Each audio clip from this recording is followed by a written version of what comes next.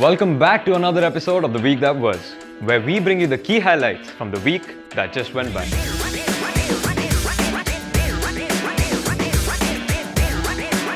First, it's time for our market outlook.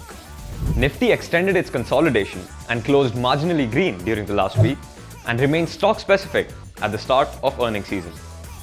Short covering among key heavyweights have compensated the loss of weakness in the technology space. Also, markets were able to absorb the continued selling pressure from FPIs and ongoing geopolitical tensions. Going ahead, we expect Nifty to respect the 19,500 levels and witness gradual recovery once again towards the 19,800 or 20,000 levels. Meanwhile, stock-specific action to remain in focus amid progression of Q2 FY24 earnings.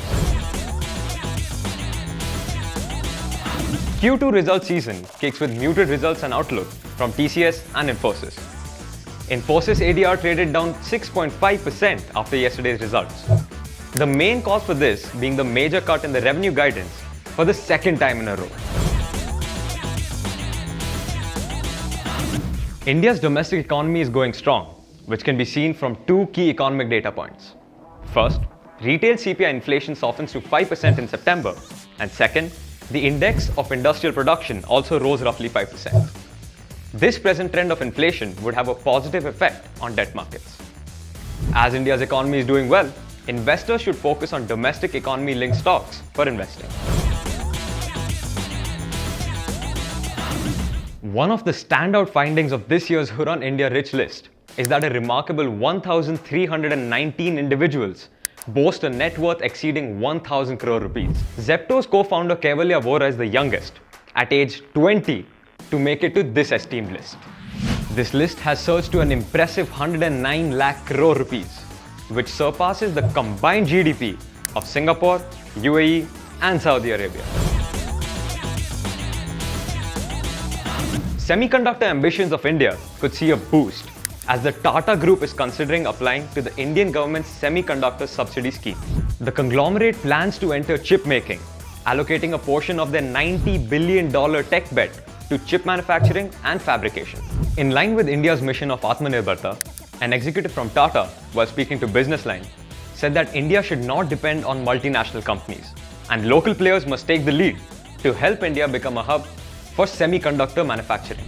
The outlay of the Indian semiconductor mission is set at 76,000 crore rupees, and the Tata Group is one of the potential candidates among other big players like Vedanta and Foxconn, expressing their interest in submitting a proposal.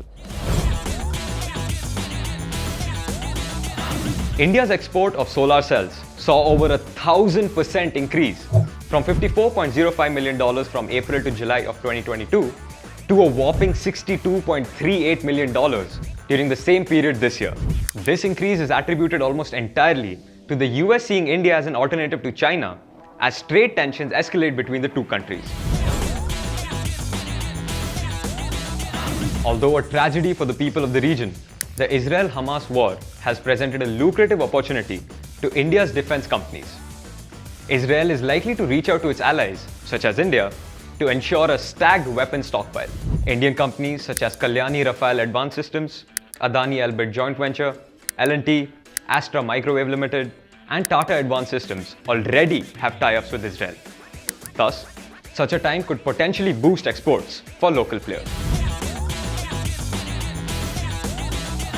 And now for our final story of the week.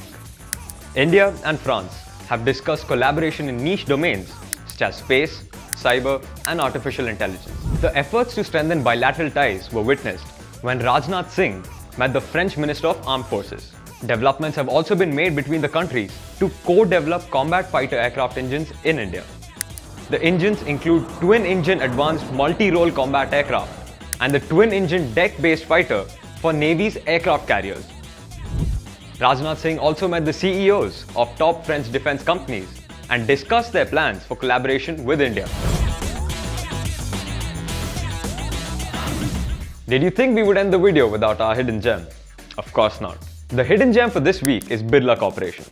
Birla Corp is expected to witness strong recovery in its margins and profitability. This will be primarily led by healthy sales volume growth and operational efficiency measures. The company's cement capacity has expanded as it taps into new markets of Maharashtra and Gujarat. EBITDA per ton is expected to improve significantly in the next few financial years, along with healthy revenue and PAT. The company has attractive valuations, and we fundamentally value the stock at 1,540 rupees. And that concludes the week that was.